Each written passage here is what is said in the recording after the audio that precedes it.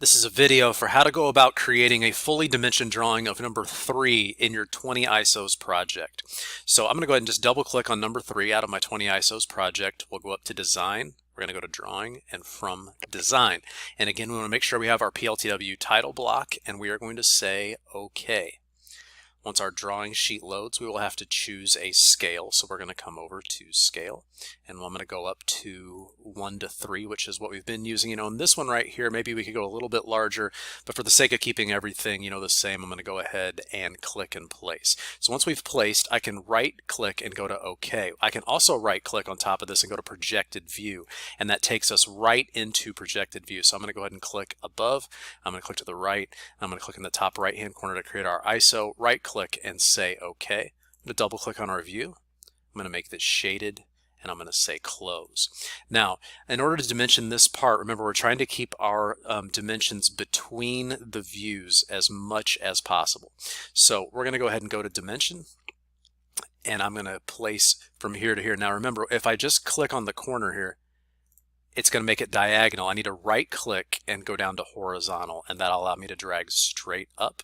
I'm going to place that dimension, and I'm also going to come in here and place our other location dimension. So in our side view, we want to try to keep our dimensions between the views if at all possible. I can dimension here, but one thing I don't want to do is I just do not really want to dimension and cross extension lines. We always want to avoid crossing extension lines. That would look like this was part of the object.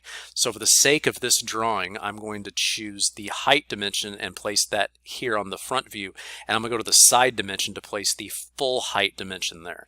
Otherwise, we could have come over here to the side of the object, but we want to do our best to not place dimensions non-adjacent. Remember, adjacency is to keep the dimensions between the views.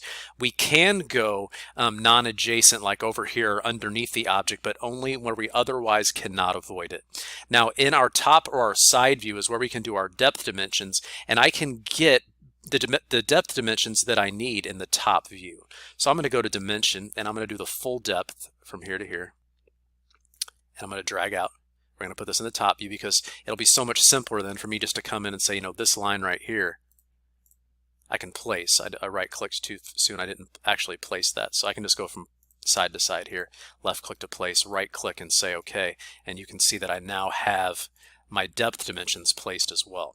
Remember, making a template makes things so much easier because we do not have to come up and click on the text box and have to place things.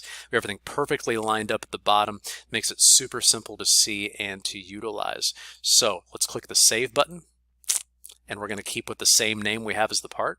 We're going to say Save, and automatically you're going to see things adjust right here. So this has been a video on how to go about creating a fully dimensioned object for drawing, for number 3 in your 20 ISOs project.